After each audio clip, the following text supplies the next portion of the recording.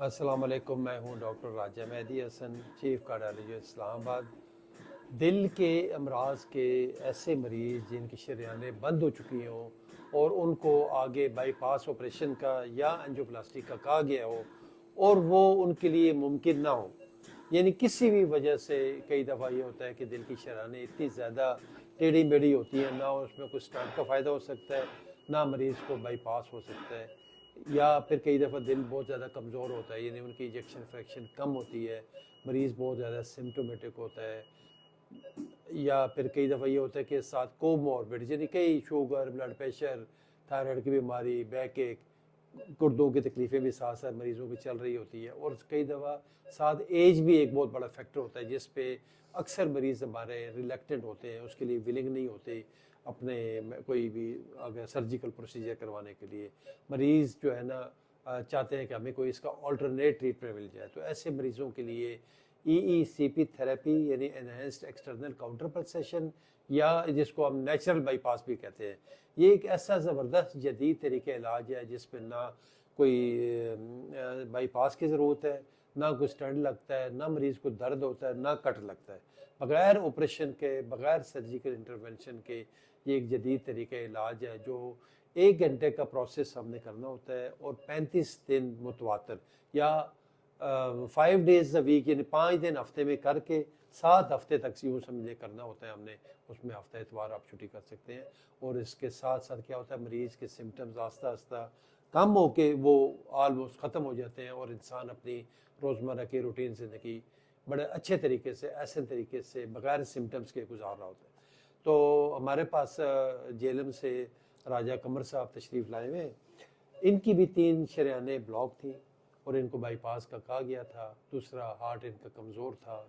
20-25% تک کام کر رہا تھا، اور ایج کی وجہ سے بھی یہ ریلیکٹنٹ تھے کہ میں کوئی پروسیجر نہیں کروانا چاہتا۔ ماشاءاللہ ان کے آج ہم نے کوئی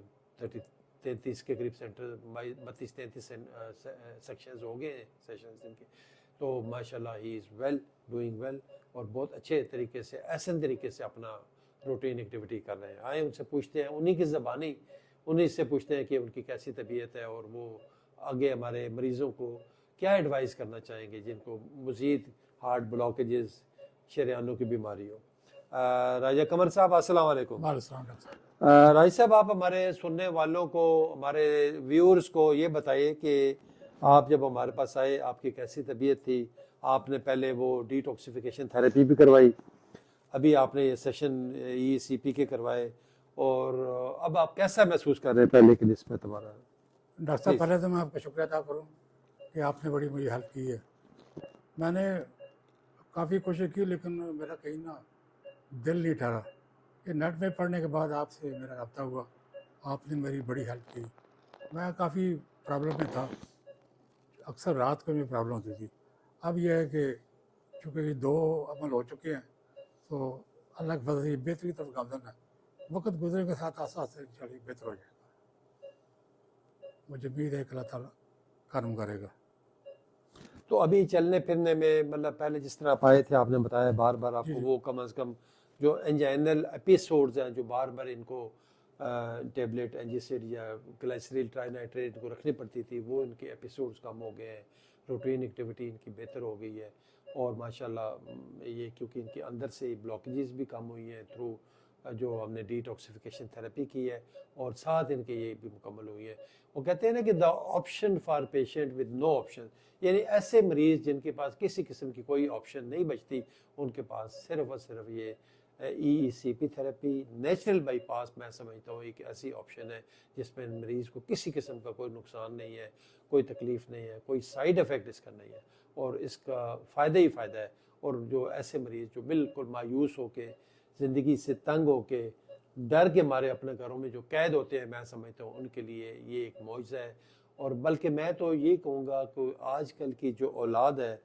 یا جو چھوٹے ہیں، اپنے والدین کو اگر کوئی تحفہ دینا چاہتے ہیں تو میں سمجھتا ہوں اس سے بڑھ کے ای سی پی سے بڑھ کے کوئی تحفہ نہیں ہے۔ اپنے بزرگوں کو، اپنے بڑوں کو، اپنے والدین کو ECP کی شکل میں تحفہ دیں تاکہ ان کی جو روزمرہ کی ایکٹیویٹی ہے وہ بہتر ہو جائے اور یہ جو تکلیف زدہ زندگی ہوتی ہے، سینے میں درد ہو جانا، گھبراہٹ ہو جانا، سانس پھول جانا، بار بار آپ کو زبان کے نیچے گولی رکھنی پڑتی ہے، اس سے آپ کا چھٹکارا ہو جائے۔